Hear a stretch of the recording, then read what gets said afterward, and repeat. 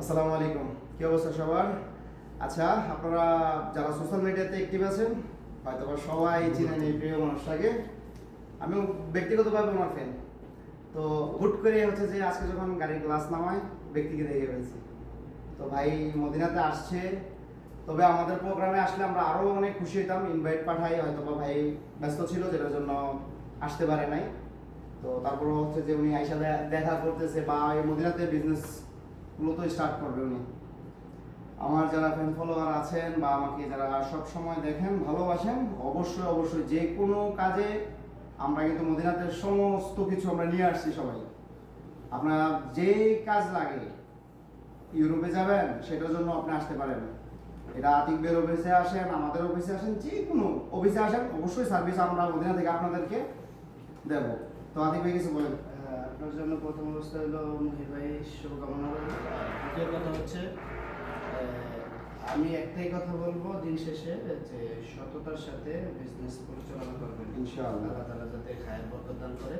আর যারা মদিনাতে আছেন অবশ্যই ওনার সার্ভিস সম্পর্কে আপনার ধারণা আছে বা অফিসে ভিজিট করতে পারেন, মদিনাতে আছে। আমি নিজেও মদিনাতে অফিস নিচ্ছি।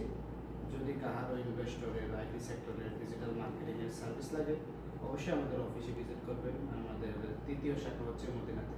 আমাদের জন্য দোয়া করবেন। ইনশাআল্লাহ ইনশাআল্লাহ ভাই, দোয়া রাখবেন যে সব সময় যে প্রত্যেকটা প্রবাসীর জন্য কাজ করতে পারি। আর বিশেষ করে হচ্ছে যে ভাই এখন কিন্তু বর্তমানে লেবার সেক্টরে সবচেয়ে বেশি মানুষ প্রতারিত হচ্ছে ম্যান পাওয়ারে।